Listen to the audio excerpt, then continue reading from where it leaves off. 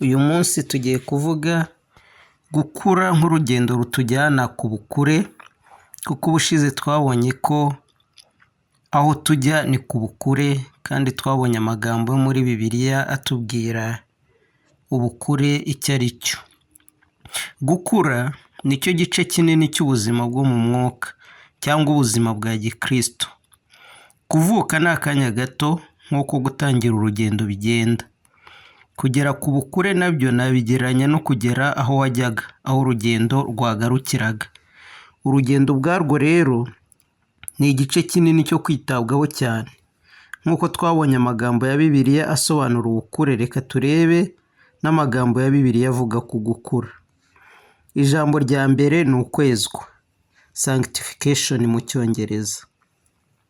Mu Batesalonike ba kabiri igice cya kabiri umurongo wa 13c haravuga ngo Imana yabatoranyirije agakiza gaheshwa no kwezwa kuva ku mwuka no kwizera ukuri.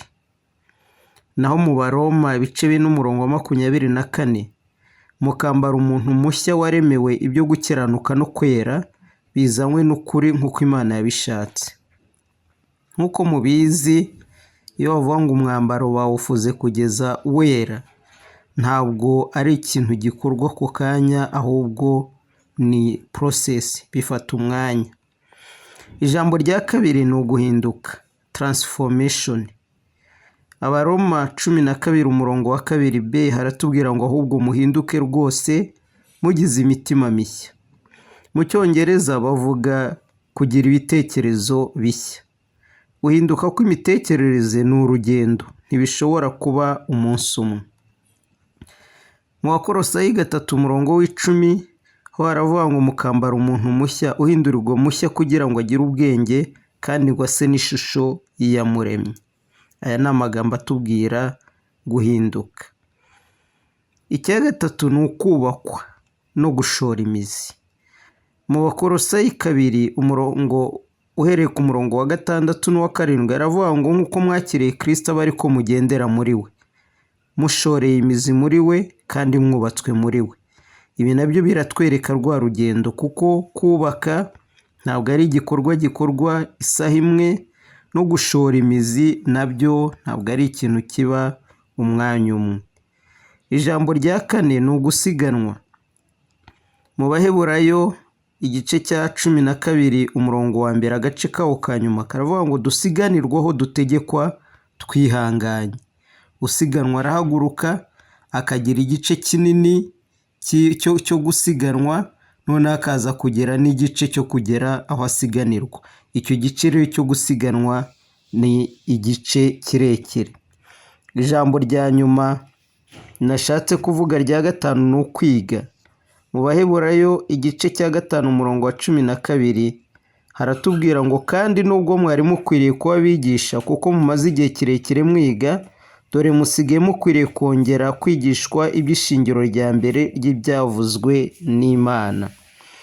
Muzi ko kwiga nabyo umuntu atangira akagenda yimuka mu mwaka kuzageza umunsi arangiza ishuri agahabwa impamyabumenyi. Igice cyo kwiga ni process.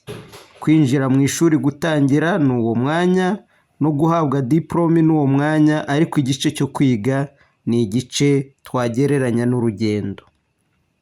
Ubukristo rero si ukubatizwa mu mazi no mu mwuka ukaba umuyoboke w'idini runaka, ukajya ujya guterana ugafatanya n'abandi muri gahunda zateguwe, ugasengera ibyifuzo byawe, ugatanga n'ubuhamya bw'ibisubizo by'amasengesho, ukabikora gusa nk'uri mu kigare udatekereza ku iherezo ryabyo. Umukristo wese akwiye kumenya ko hari aho ava n'aho Imana yifuza ko agera mu buzima bwe bw'umwuka, kandi kugira ngo ahagere hari urugendo agomba gukora.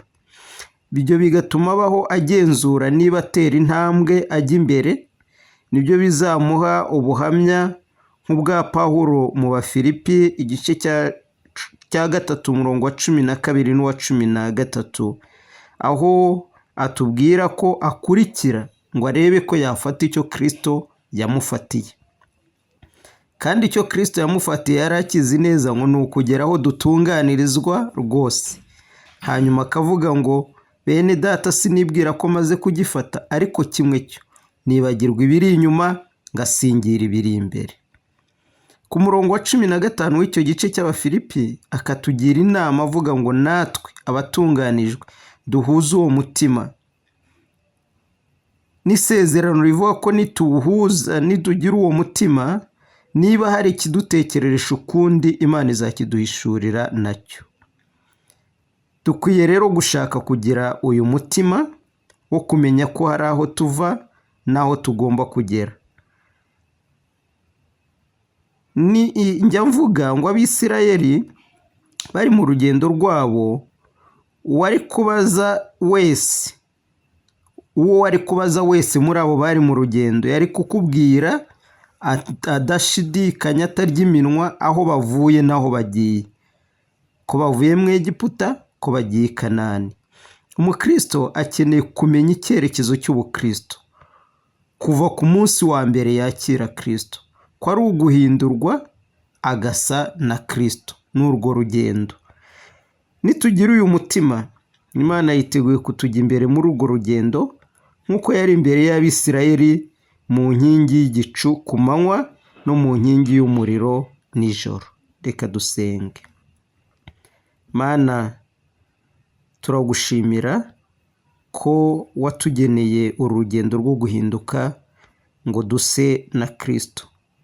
Ujye uhora uduhishurira intego yo gukizwa kwacu, duhore tuyitumbiriye kandi duhishurirwa ko hari intambwe dutera mu buzima bw'umwuka. Bisabye mu izina rya Yesu. Amen.